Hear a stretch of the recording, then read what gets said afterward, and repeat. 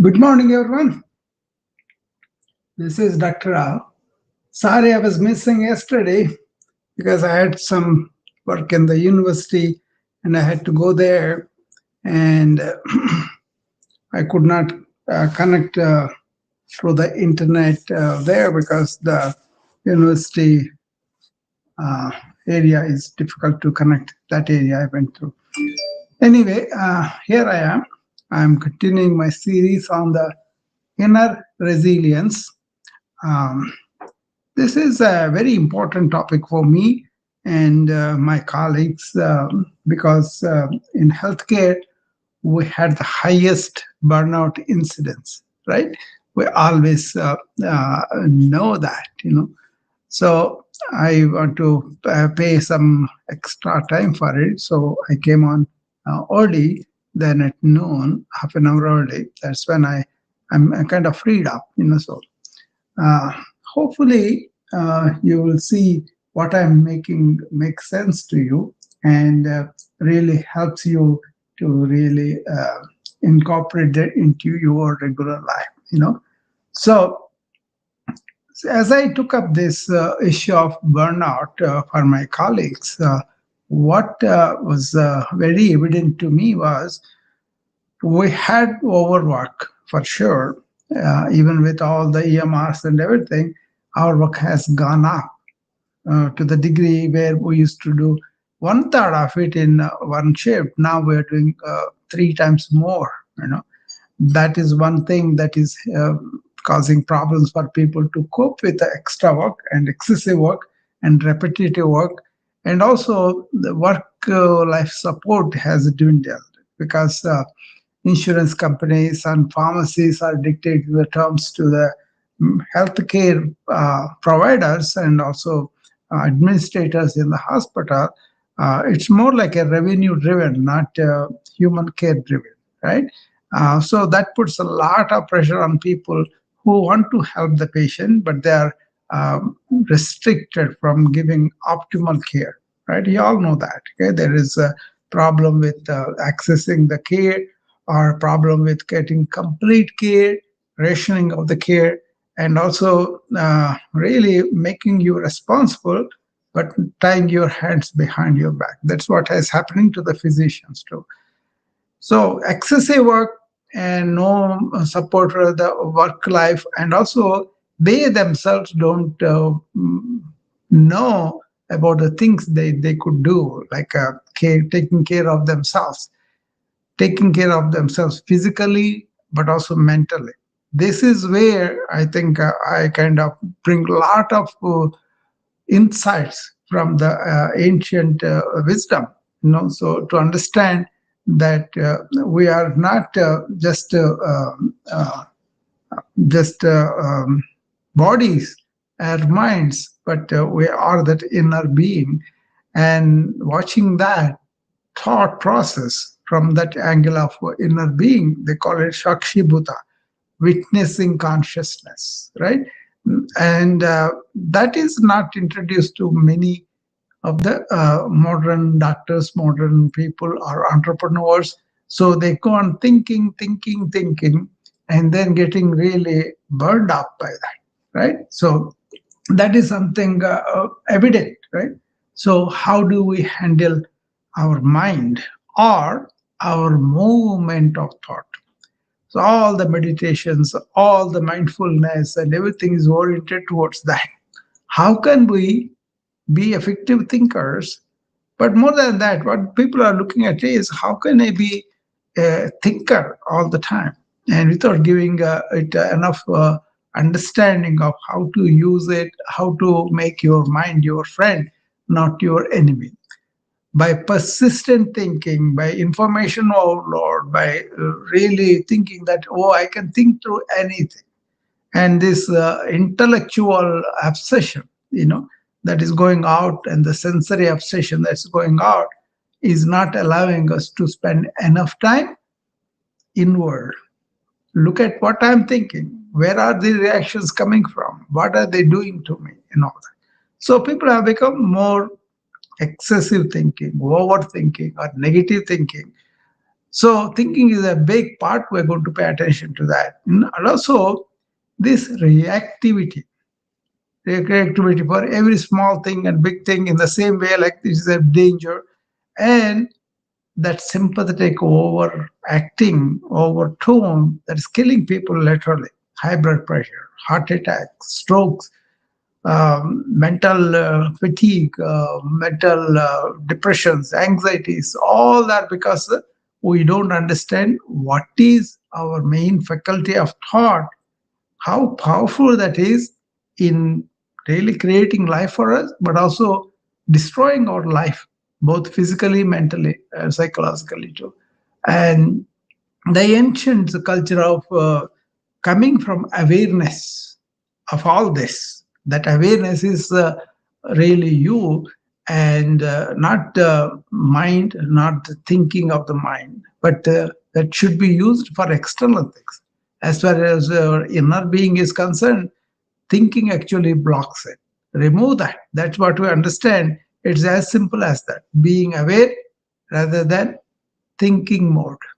So that is where the ancient cultures really excelled and understood and lived it for thousands of years, right?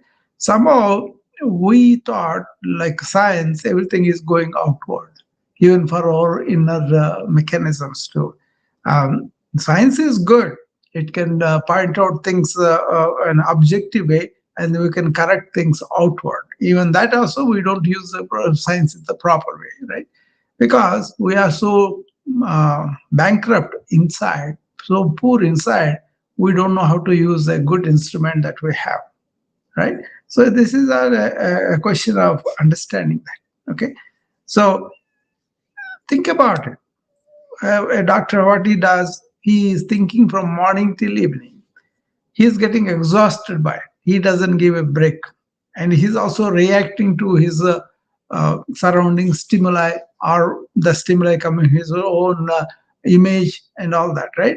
And that's why he becomes very tight with the sympathy tone, remembering this is going to be danger, this is going to be threatening to me, and stressing out with all the hormones inside.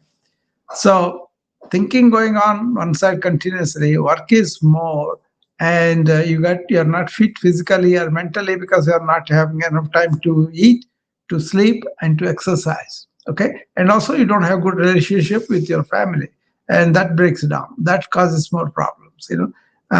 So and you are driven by other people for their money goals, not for the patient wellness goals. Even though they talk about it, but the essential thing is money goes, right? So people are burning out due to their own lack of time and space and knowledge about self-care. They're also burning out because they don't know how to use their mind correctly, and also how to really involve in a way that mind becomes your friend, not your enemy. And this reactivity. So I tell people in the morning routine, imagine you are getting up in the morning, don't let your thoughts all come in right now. Let them wait for a few minutes. Start with the presence and be in the present moment all day. Not driven by thoughts continuously, but use thought consciously. Okay. So be attentive to whatever you are doing. Don't do too many things at a time. And also, as you are working, don't let the work consume you, rather than you enjoy the work, and you also revisit the meaning and purpose of work. Okay, a lot of people lost that, right? Why they are living as a human being, what they are doing as a human being, how it is going to help other people and promote that. So that's also another way of ancient culture. They said dharma cultures in India. That means righteous living. Righteous is not about me and mine all the time, but about us and everybody together is the thing. Whatever helps for the most people, that's called dharma, righteous action. So while you are doing action, you could be away from this ego, me and mine, and all that, and then you will not be expecting so many things in return. So that becomes karma yoga, yoga of action. How do you perform things? How do you offer your services? Everything comes under that. So thereby you are not having any profit, you are not having any rewards at the end of the work, but you do the work for the sake of work, duty for the sake of duty. That's how the cultures have evolved. And then they kept their mind clean and pure, and also they were taught about how to be with one thing at a time, and that becomes the focus of the mind, that all the meditation practices, mindful practices, all these things about. But why modern meditation, mental illnesses are not helping is that meditation is done with the purpose of something selfish. But the meditation is also done with a thought. So you are never getting out of the network of thought because you are only suppressing it and it is coming back. On the other hand, if you have really in your real inner being, you're going to observe your thoughts as though they are also objects. That gives the thoughts pace to go down, the movement of thought to go down, and stay with one thought at a time and finish it and don't bring it again. So it's responding with intelligence, presence, awareness here and now is way different to getting data from the thought bank and then projecting out thought. So you don't want to do that. What you want to do is you want to be in your real inner self, which is the awareness, and then use the thought movement appropriately and then stop it. Don't allow it to go and form new thoughts and then new networks and all. That's what people are doing. They're always, they get up with thinking about something, and through the day they think about a lot of things, and they go to bed also, they're exhausted and go to bed. That is a big, big problem, right? But if you are in your awareness and you use the thought and end the thought as it is going on, and at the end of the day, make sure that you don't have any thoughts in your mind and you sleep, you will have tremendous, vigorous, realignment of all your energy, and cleaning of the mind, cleaning of the body happens in the sleep, and you get up much more better. So that is not there with many of the um, you know thought-based cultures like a physician, accountant, educators, intellectuals. All these people, they live only with a thought, not with awareness. Okay, that's what I'm going to point out. So a physician, excessive work, no time for self-care, always thinking, always reacting to something instead of responding properly, and don't really understand what is my inner being, what is my thinking. Okay, this is a kind of thing that you want to understand, and that's why you look at the ancient cultures. They were based on awareness. They were based on awareness, that is conscious being, that's inward, that has the instruments of mind and body. Because they were stationed in that very easily, they were able to really perform better. They were neurological stable, they were not having this burnout. And another thing was, they are connected with the nature. They lived by the rivers, they lived by the trees, they nurtured all the life along with them. So they were in the balance of the all the elements of the earth. Now we think nature is there for us to use and leave it alone without any responsibility of recycling that. That's why we're causing so much problem to the weather, and the weather is coming to get us. So that is as simple as that. So understand. Other thing is, when you really kind of have this control of thought and your awareness, and you touch your inner being, that is what they called as a existential consciousness that is blissful. Because they found bliss and happiness within, they didn't have to pursue so many activities outside. Okay, learn about that, and then doing your work and everything will become much easier and joyful and meaningful and purposeful, right? So this is why how I look at it. This is how I kind of live my life in awareness, getting up in the presence and staying in the present, not my persona or personality or ego, and accepting everybody is at the same level of being, we're all one, and not reacting to everything under the sun, but responding to the challenges as they come with me being intact, with me having a peace of mind, and also already knowing the abundance within, not the egotistical feeling, not the um, scholarly knowledge, not the so many facts and figures, not that. It is the humanness, human being. We are all one tribe of humans, but we divide ourselves with the labels, with the roles, with a lot of rumble of our own ego, me and mine. Stop that, because that's not you. That ego, persona, personality, you, all this, we give so much importance to all this. But on the other hand, what happens is when you don't have the me and mine, you have more energy to improve the skills to serve, to share, to live harmoniously with other people and other things and all the systems and all that. Look at all the fights that are going on now. United States does not want to give the technology to China, but they will steal it anyway. And then China does want to give rare earth metals to United States because we think we are separate, we are fighting. But if the both countries realize, let's do everything for everybody, then they will cooperate better. They will have less of all these problems for them, right? So think about that.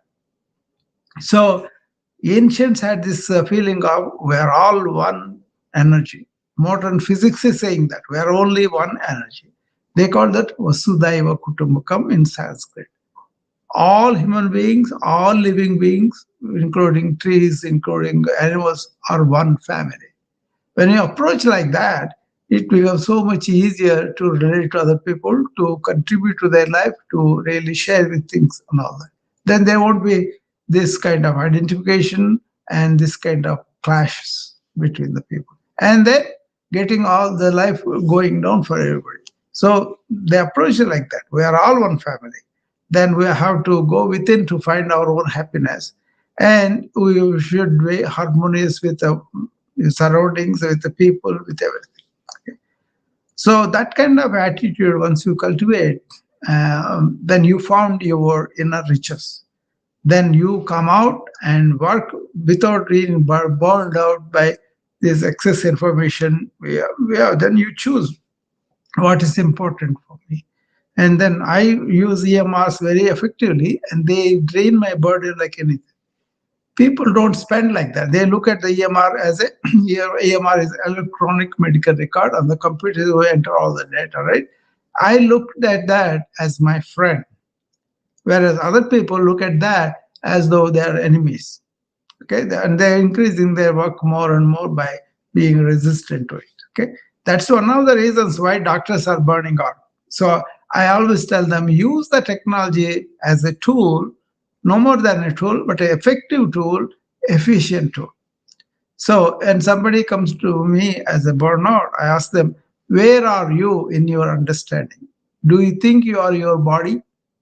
No, they say, no, I have a body, but I'm fond of my body and all that. Okay.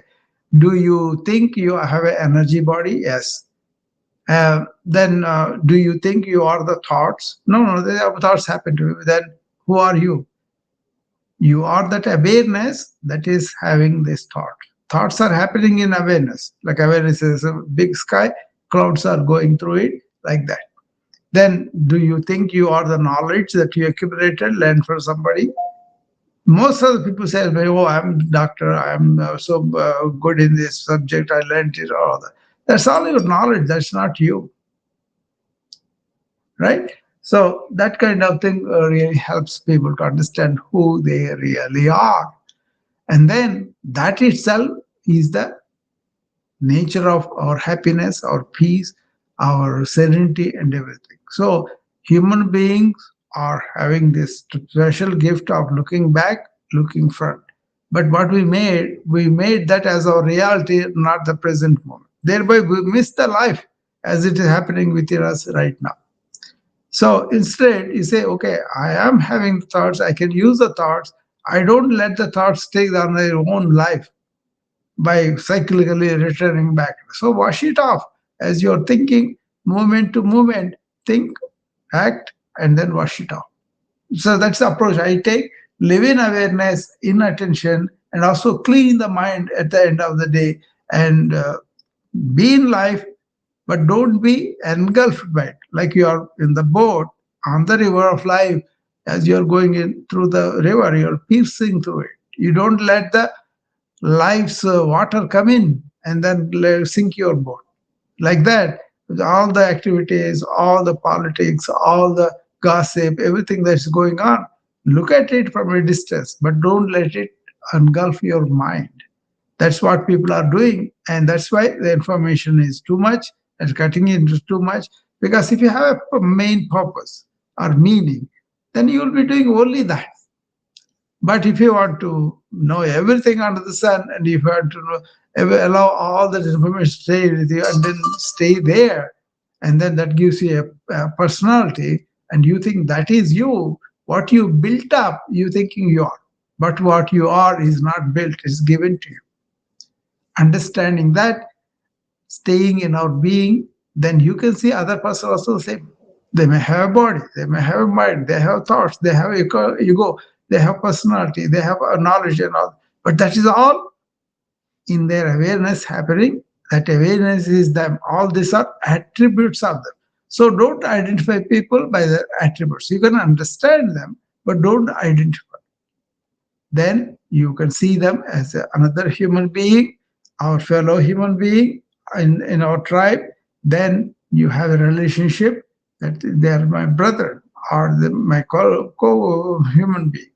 That kind of attitude, once you cultivate, then you can get up in the morning. Immediately, all the past, all the future comes into mind. Don't allow that to come in. Give it a rest. Stay away from that ongoing thoughts continuously, and then be in your present. Communicate with the nature, and really enjoy the moment. And then go and having a presence and being in that, and then go and give your service, whatever you think. I'm going to have a special class on what are awareness based cultures in the past, how we deviated from that to thought based cultures, information based cultures. Okay.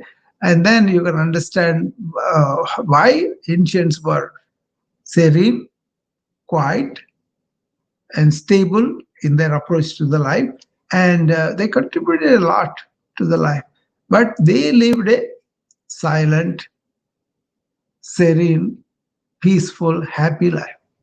They didn't have to achieve so many things. They were very content to be under a tree or in a cave or in a small house. All in all, the essential thing is simple outward thinking, outward living, simple outward living, and very rich inward exploration into existential issue. So we can say simple living and rich thinking. That's how they become really stable in their mind, not burned out by taking so much responsibility, because they said we're going to do whatever that helps many people or many of the world's creatures. So that is called dharma. So those cultures based on that kind of attitude, that I want to contribute. Americans had that. They were doing USA aid, they were doing a lot of services around the world, right? So that is there, but that is all gone now. It is more like a me and mine, and that is driving a lot of problems with other people too. They are also thinking me and mine, and so instead of coming together as one world, we are being separate from it. But if you take a doctor or anybody who is in burnout, what is happening to them is they don't know who they are. They forget about that, and they get in this thought-built ego or personality or persona, and they operate from that. So they are having a lot of problems. They have perpetual thinking, continuous thinking, or rapid thinking that is leading them to burnout. That's why pay attention to movement of thought. Understand when it is good, when it is not.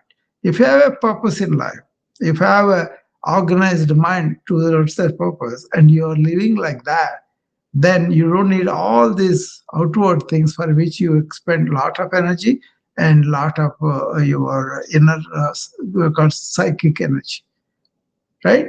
So burnout is because of that, because we don't know who we are. We don't know what's the purpose in life. We don't know what is an organized mind. We don't know how to use mind as a friend, and we don't know how to relate to the world. Harmony with other people, harmony with the other living beings, harmony with the earth itself. So once you have that simple living and inner rich thinking inner, and then you have a purpose, you have identified inner calling or something appeals to you, you have taken that, and then you are going to make sure that it's helping most people, not just you and your family, and then you live harmoniously with everybody. So you don't have to have this excessive thinking and burnout, mechanical thinking and burnout, overwhelm, all that. So all this we created ourselves. Why can't we be simple outward and then really rich inward? So anybody has any questions, you can come up now and talk to me. Otherwise, I'll go on um, presenting something else related to this. Next, I'm going to talk about what is awareness based culture, what is thought based culture, why the thought based culture is leading us to a lot of problems that is currently happening, right? So we're going to talk about that slowly. And actually, there's going to be a special lecture on the weekend. Okay, people who are interested, they can join. Um, this requires a panoramic view of human life itself, existence itself.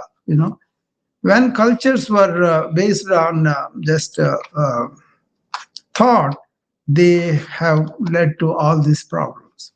But when the cultures understood, thought is only one instrument I have.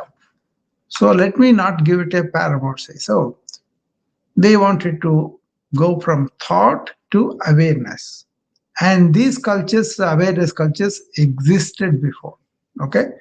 Why meditation doesn't work in 100 days is not working in my dictionary, because it is not giving the peace of mind, it's not giving the focus, it is not reducing the mental illness in many people, because they may practice a practice, but that is not giving them this dispassion to worldly life. They're more and more into that. Even if they learn something, they go and use it to make money. Okay, so that's not its purpose. Actually, the purpose of the real meditation is to really realize who you are, self-realization.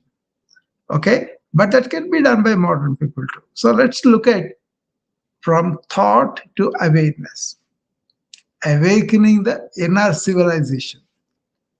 This is your journey from chatter of mind to the clarity of being. So it's a profound shift in human consciousness that happened before, that they lived thousands of years like that. But these thought-based cultures are modern, you know. So we're giving a call to live from awareness rather than thought, from noise to silence, from endless doing to spacious being. That's what we are doing, endless doing and noise and really thought all the time. That's why the burnouts are happening. So it's an invitation. This is an invitation to rediscover the timeless intelligence that lies beneath our mental activity. Okay? When the mind quits or and the mind quiets itself, the intelligence of life begins to speak. Okay, this is what I remember. I say all the time too. There is an intelligence of life that is there, and you can go there and then you can let the mind be still, and then in that stillness you will see intelligence tells you from perception of what is in front of you and what to do, not the data. Okay, especially human relationship to other humans, other nature, and also earth itself. Okay, if you can look at that way, it makes so much easier to understand. Okay, see, every human being carries two distinct cultures within themselves because world has produced so much and we have become like that. So we are the world, world is us. See, these two distinct cultures are within ourselves, one outward facing, thought based, and perpetually restless. Okay. Another inward oriented is awareness oriented and profoundly serene. That's what I enjoy. That's what I was talking about all the time. So these two ways of looking are not abstract concepts, but living realities. So we are going to experience every day these two distinct cultures within us. See, the evolution of culture isn't merely a societal phenomenon happening around us. Okay? It begins within the intimate landscape of our own consciousness. The way we relate to our inner world shapes the outer world and we create together. Right? So, understanding this duality is the first step toward conscious living. So, you ask yourself, which civilization are you nurturing today?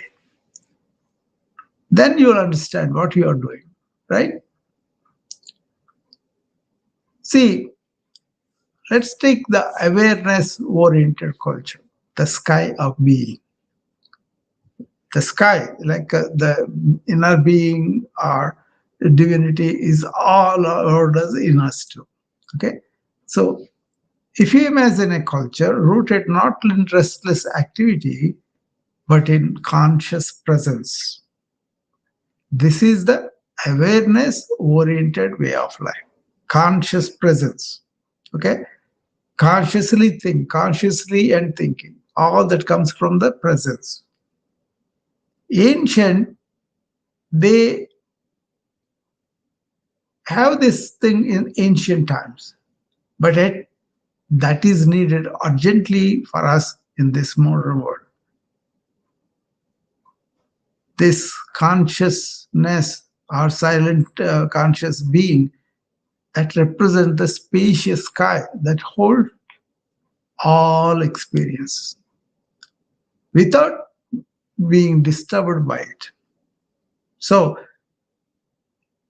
if you put being before doing, you are okay. But what we are doing, we are all doing.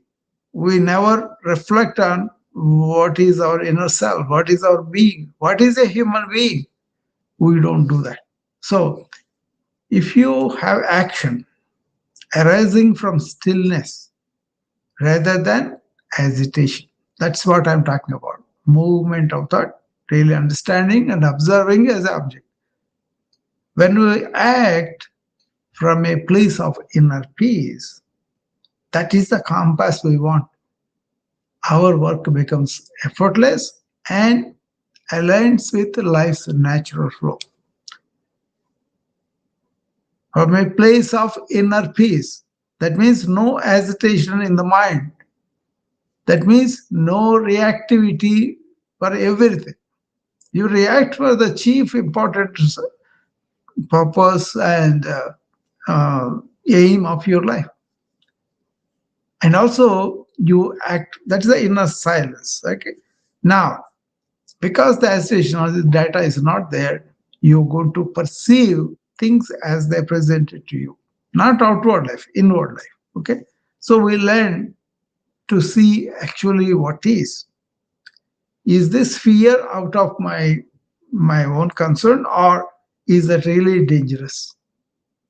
So you can say, oh, I'm going to be fired if I don't deliver this. Then you're acting out of fear and your performance will be much weaker. On the other hand, you say, I'm going to do my best job. If they have success, they will reward me. Otherwise, they will punish me. That's okay.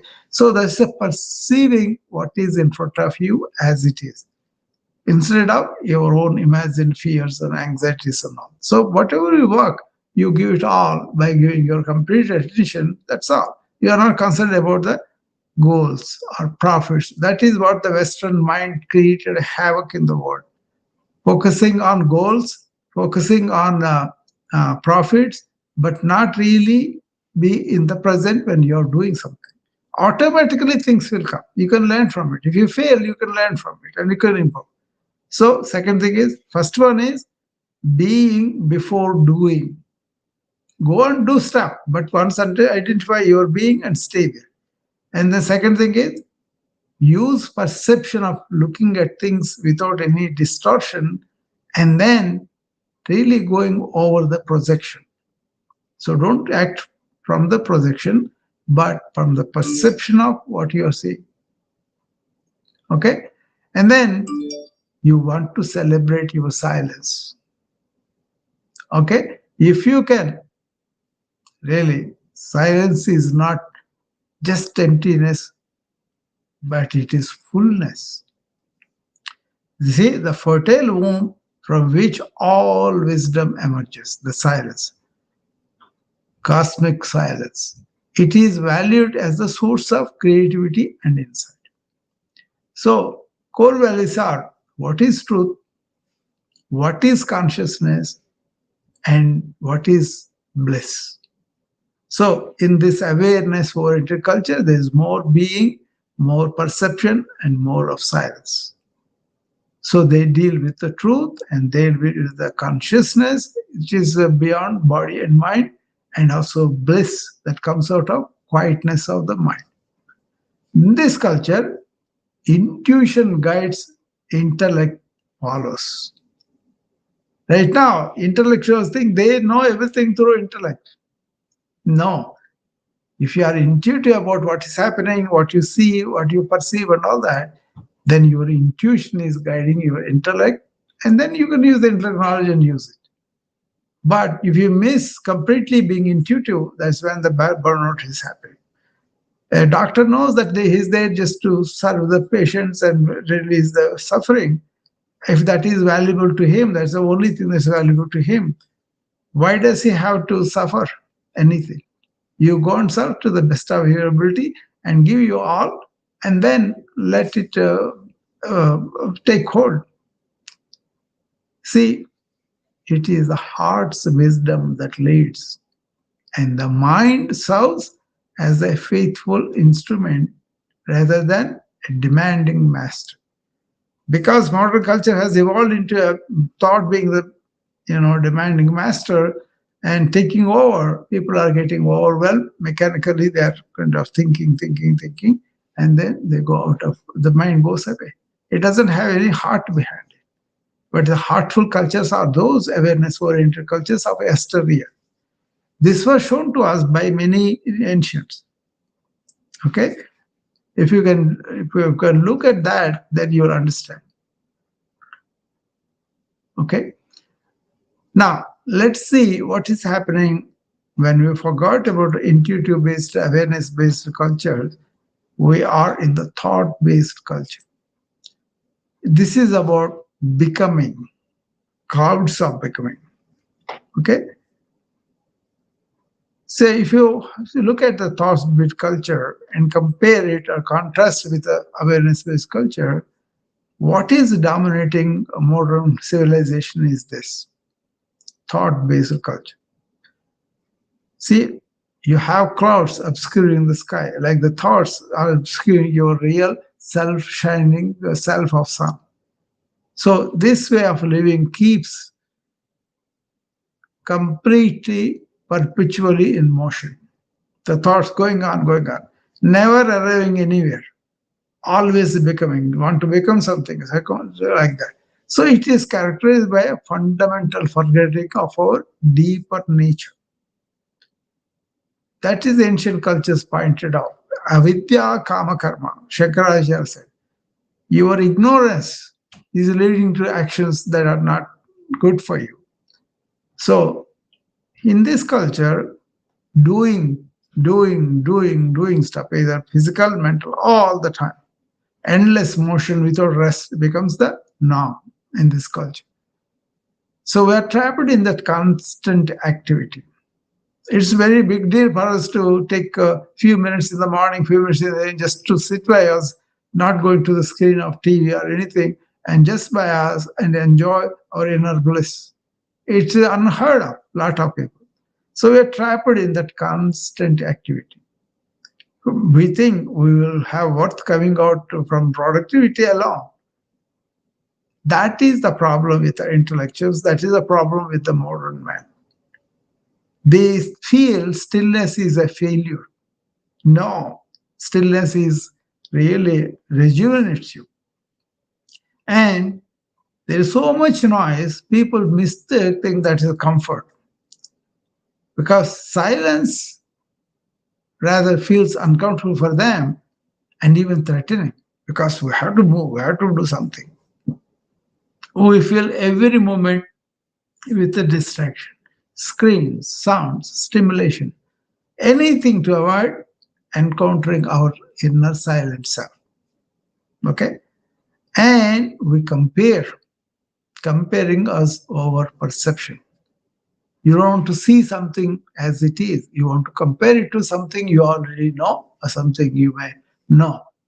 No, just see it for what it is. See, life becomes an endless contest when you compare yourself with something else. So we measure ourselves against others, turning every experience into a competition.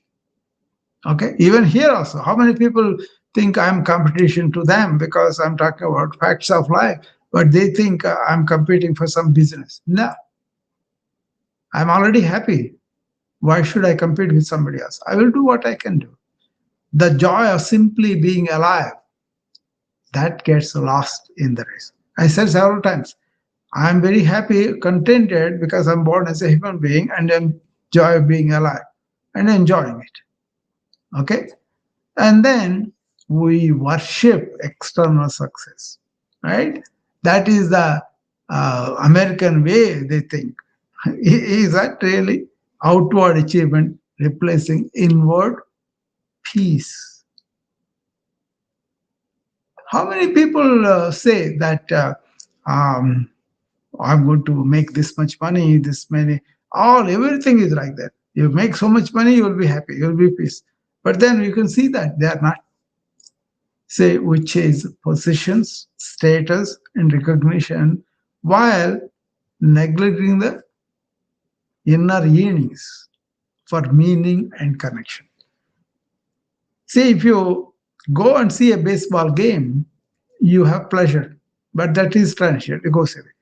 But if you get involved and play the baseball, you have more meaning and connection. And then use the baseball game to help other people, that becomes really meaningful and real connection.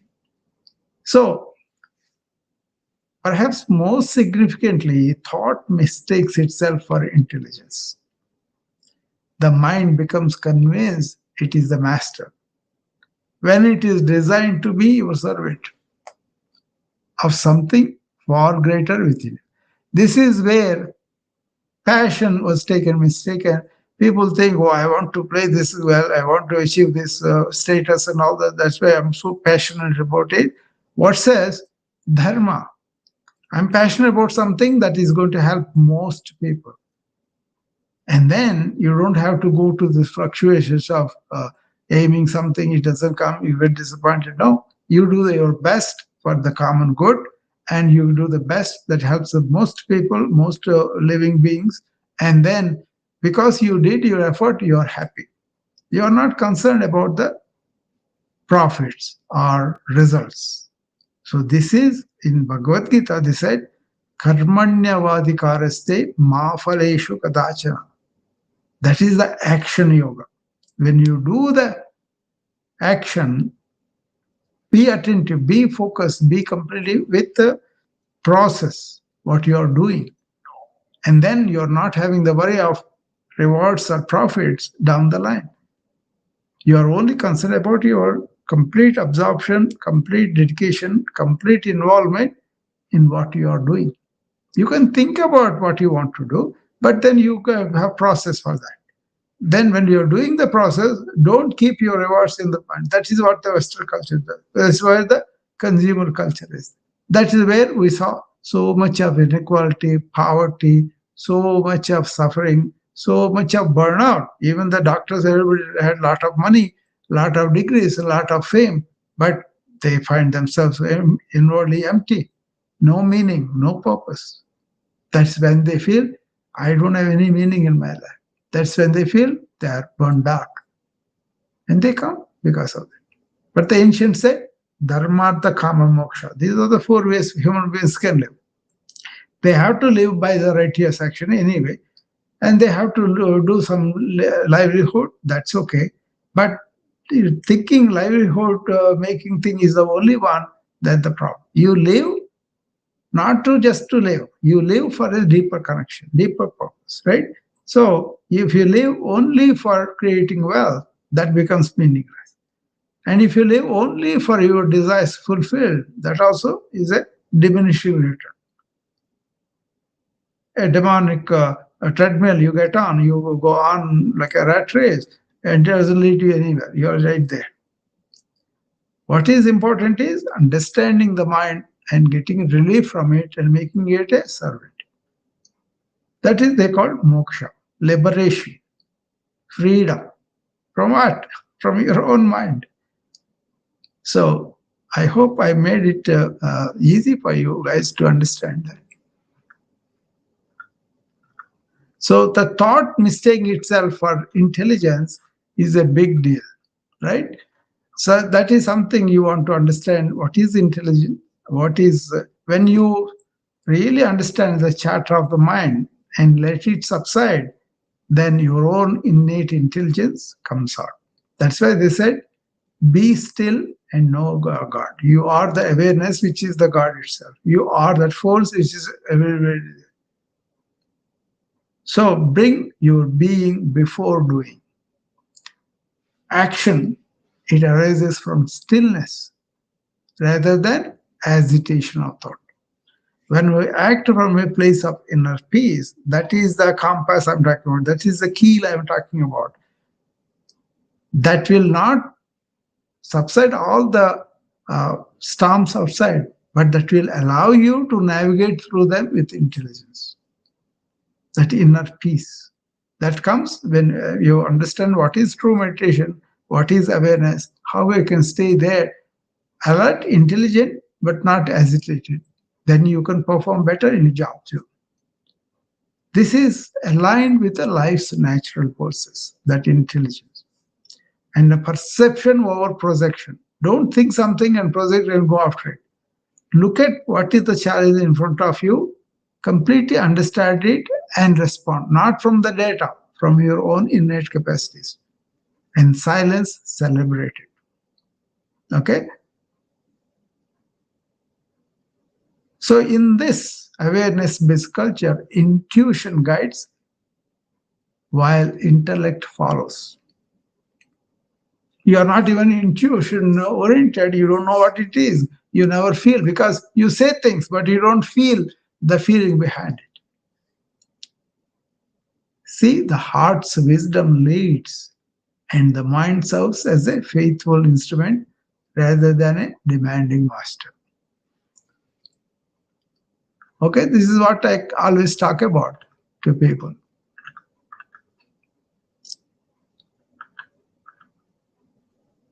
See, if you forget the sky, that awareness, when thought is ruling you unchecked, when we forget that spacious awareness, that is the presence that I'm talking about, see, which is the true nature of ours, that awareness. Humanity is suffering because thought is ruling them over, giving them image, giving them divisions, giving them fights, giving them inequalities and all that. Right? So there are epidemic levels of stress, anxiety, and depression. Burnout is part of that. And then you feel socially alienated despite working, constant connectivity with people. You may be connected to so many people here, of the 54, how many people are really connected with me, want to know what is going on and all. No, you have to speak what we understand. If you speak something beyond our understanding, we don't want to deal with you. But that's okay. But I am the one who is peaceful, who is joyful, who is enjoying, who is trying to share that. But if you want to relate to me, fine. If you're not, I am already related to you, but it's up to you how you want to get over that relationship. No, we're going to be gossiping, we're going to be talking about this, we're going to be continuously restless, then nobody can do anything about it. And then the ecological imbalances are happening because we are treating nature as a resource rather than a relation. We have an obligation to renew that. We have an obligation not to exploit it because we don't have a meaning or purpose in our life. We kind of live just to enjoy the few things that come and go. We are destroying our Mother Earth. So develop meaning and purposeful life by being awarenessful culture.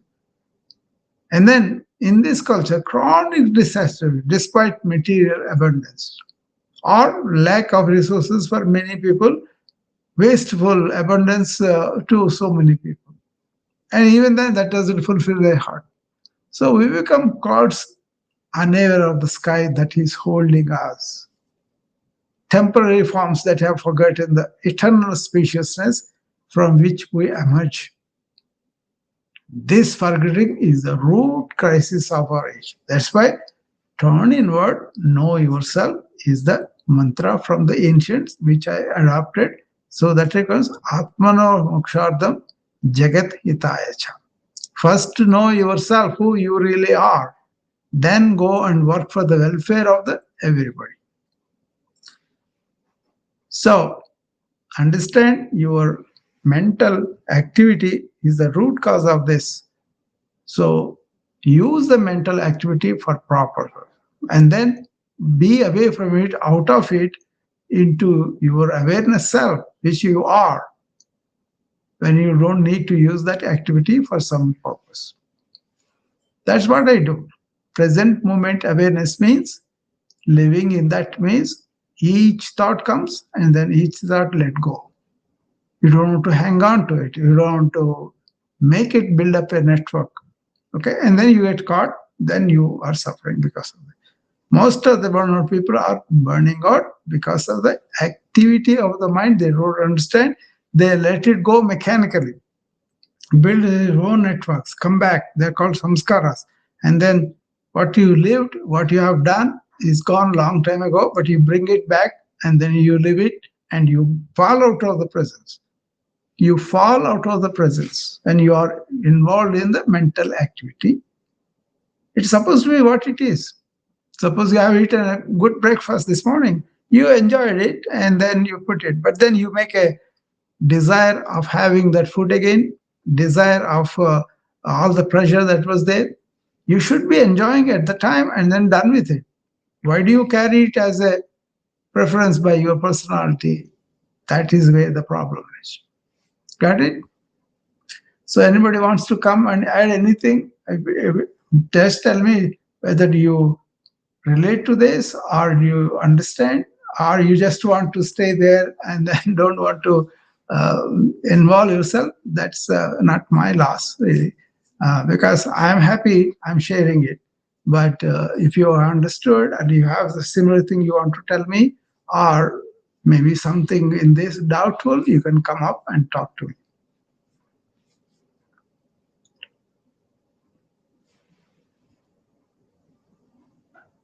Okay, Peter. Okay.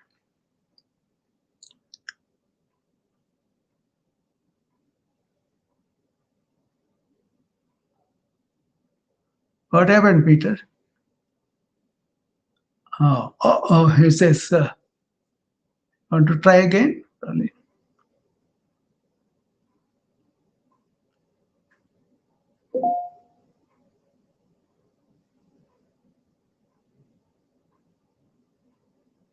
Try again, Peter. It keeps me out. I don't know why.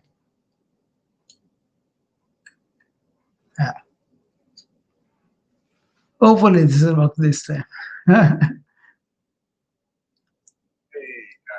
it never works on the first time. Yeah, I don't know why. No, I don't know. Namaste, Dr. Rao. namaste. Um, yeah, so I appreciate you having this talk. I have kind of one ear on you and focusing on sending some emails, but yeah, very much needed in today's world. I had a Monday, Tuesday, and Wednesday full of turmoil. Yeah. And things that I knew to do to come out of that, I didn't do. But thankfully, yesterday and today have been better because I've gotten back to the things that I know to do. Yeah.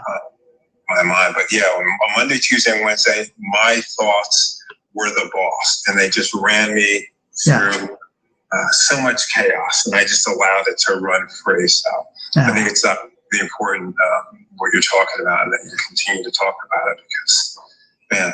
You remember the 5 layers I talk about all the time? I do. And for some reason, number 3 sticks out. That is what I'm saying. We all have those layers, but the layers are around who, what. See, modern people think their ego is the central layer. No, actually, our inner awareness, conscious being is our real self. And all these 5 layers, the body, the energy, the mental activity, the knowledge, and also the happiness and all those moods, they're all 5 different layers around us, not in us. Right. So once you identify that, then thoughts become your objects. What you don't understand, many people don't understand, is these objective thoughts were really generated by us, nurtured by us, and rooted into us by us. Right. That's why you just step back and watch those turbulences with this skill of inner resilience I'm talking about. Then the storms will be out there, but you have the ability to navigate through them in silence. Yeah. Otherwise, you get caught in. That's why I always warn you guys: don't go and relate with the mind to mind. Relate as the being to being who has different minds. Who has different minds? Different minds, different thoughts. Actually, not even mind existence is there. It's a bunch of thoughts. That's all it is. That's all. Then the thoughts are objects. They're like clouds in the sky, but we are the sky. We are the sky, right? So I'm inviting people to be that awareness of sky. This is way different from attention, Peter. Yeah. See, when you are in awareness, you are not focusing or concentrating on one thought. You are attending to everything, the sky itself. That doesn't lead you to diversification of thought. That leads you thought being observed as the object. Now you are not sucked into thought stream, but you use the thought stream and then stop it when it is not needed anymore. Right now, what it is people think, and then leave it like that. And the cyclical nature continues and becomes a concretized jungles. Well, what you said earlier really hit me. Like, you can't think your way out of a thinking problem. Like, thinking is causing the problem. Yeah. And we can't think our way out of it. But that's it. That's kind of a natural response to me. Like with me, I just want to keep thinking. No. But I find that a lot of times when I just step back, maybe go for a walk with the dog, when I come back, the problem is solved, or I know the solution because I've let it go. Yeah. And I've allowed something you remember else the word I use? Consciously think. Volitionally think. Then what it is, you are in charge of the thought. You are in charge of where it is going. You can have imagination, you can have creativity. That's not what I'm talking about. I'm talking about you are burned out. You are burned out because of some reason. And then you go on thinking about it, it doesn't solve. But observe it, what's going on, then you can cut it off. Why I don't get stressed with any challenges? Because I'm in my abundance. And I come to the challenge, respond to it rather than reacting emotionally and causing stress for myself. I respond to it in silence. Mm. You- Come back later if you want to more about it. I think you are very close to that. Then from today onwards, what it is, Peter, you should be aware of this silent sky that you are. In you, all the thoughts are coming and going. Yeah. See, one of the biggest philosophies that come out of that is, you remember that Bhagavad Gita, when the student who is a warrior is supposed to make a war with his relatives, brothers, and all, kill them all, something like that, you know? And so he says, why should I kill my grandpa? Why should I kill my teacher? They are my teachers.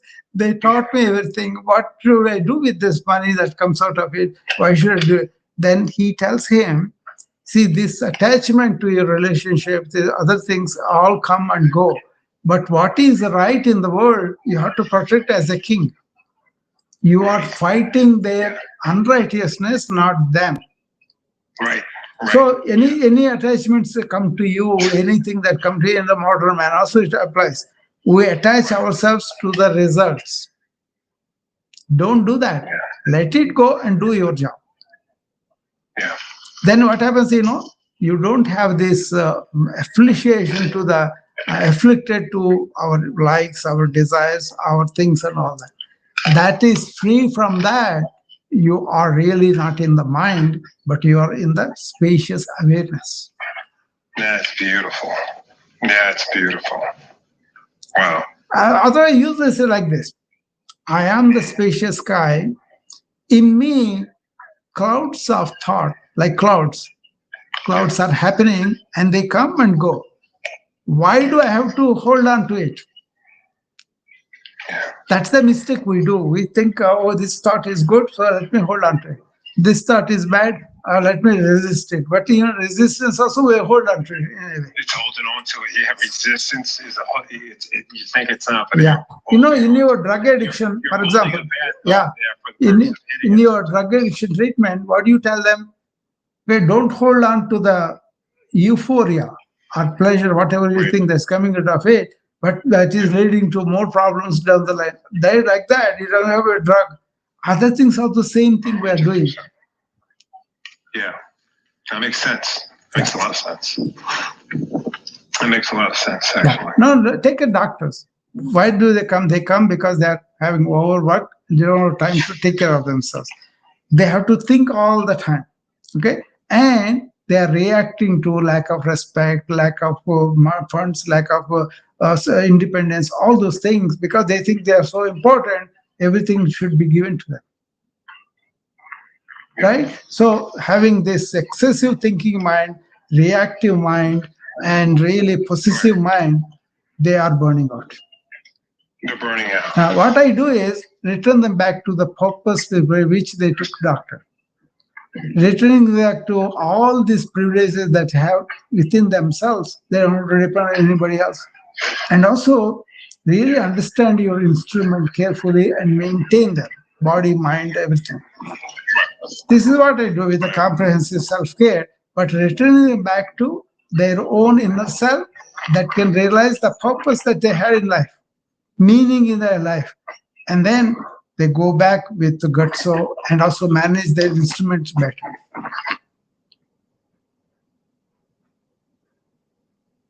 Make sense, Peter? I can't hear you. I don't know what happened. Can't hear you. Yeah.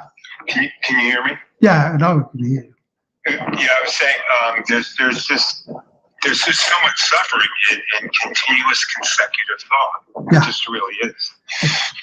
Don't have to. You can break it. That's why sit in the morning, in the evening, in reflection, in silence, not in the flow of thought. That means you are in thoughtless awareness, alert, awake, intelligent, but not having the influence of old or new thought. Right. Thought can be used, like I'm using to communicate with you. Right. But I stop it. Yeah. I don't take opinion, oh, how wise I was making it, oh, how great I am. That is all this ego talk. Of course. Of course. That I don't even identify myself with, and that is all done. So what? Yeah. Like, for example, Krishnamurti gave this example. You see a tree, beautiful, you enjoy it. But when you go away from it, you want to recollect it. That's the thought. That's the problem. Come back, but you're going to say something.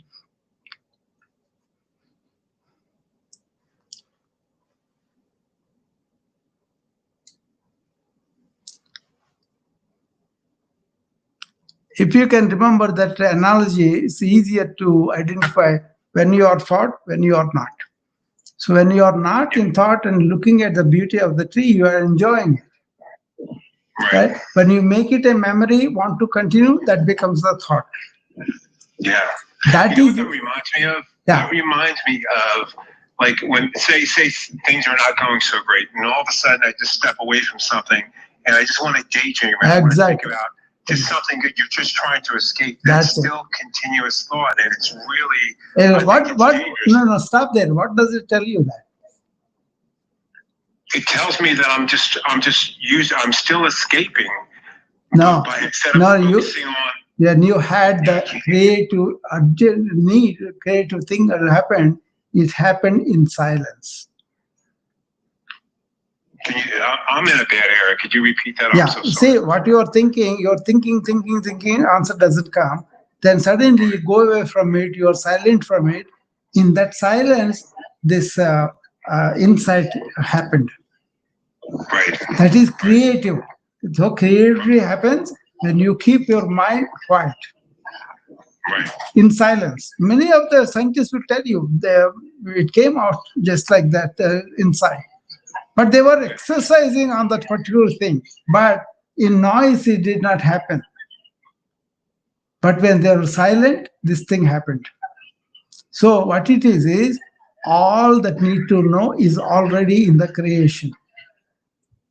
How we can receive it is by calming down our incessant chatter of the mind. Yeah. And I think that includes stop reading so many books. I think that includes stop scrolling. Like I think because you have to have original thought, right? Something that's completely original. And the only way you are kind of overcrowding the original thinking because you are going into other people's projections. Right. As we say, yeah. Even Vedas said, you know what they said? Once you understood the essence of Veda, throw the Vedas away. I remember you saying that, yeah. Now, you know what they do? You read more stuff. Oh, that book has written this. You are all quoting. You are not going inside of yourself and finding the truth by yourself. Right. Even if you see some truth from somebody, fine. But are you thinking on the truth, allowing your intellect to work on? That's called the manana. First step is Shravana, which is listening. That's fine. You can learn it from the book also. But what you do with it afterwards is the important thing. Don't remember like a data, but reflect on it. Go into it and find your, like I said today, awareness-based cultures versus thought-based cultures. If you are arrogant, if you are stupid about this, you say, oh, thoughts are important, thoughts are the only one that makes. Just be like that, you'll be restless. But if you go and say, is there truth in it? You should not believe me or you should not doubt me. What you should do is investigate it by yourself. You always say that, investigate it. Yeah. You always say that, yeah. Once you do that, then that is your property. Right. And also, you may be misled by me, then you will find that out. Or maybe I'm speaking the untruth, then you'll find out.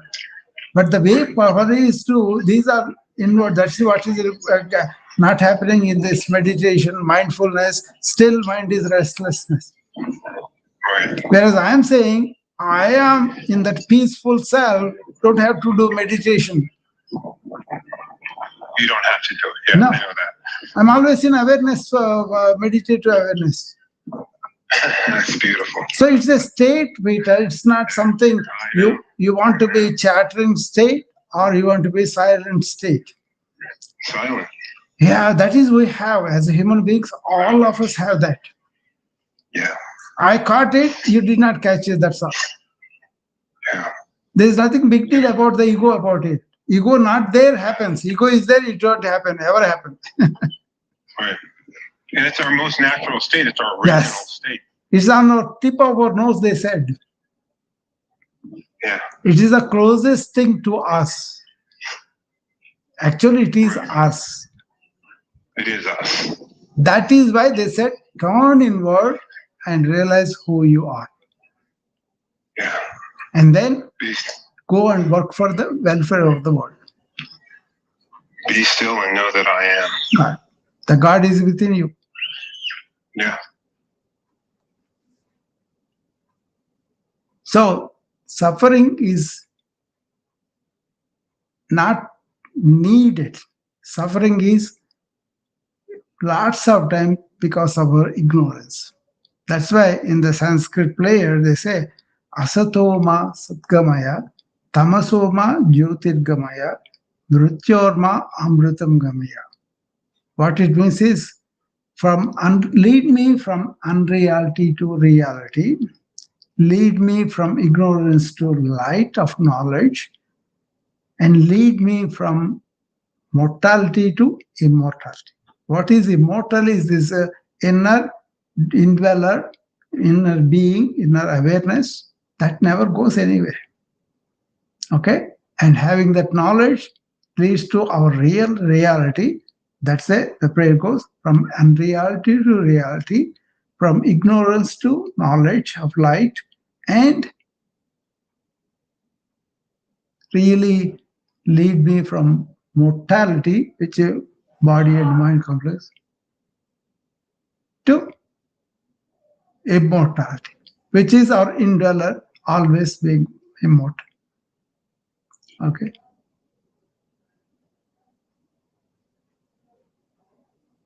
Thank you. And I will see you guys again sometime next week with the part 3. Okay. Thank you. Bye bye.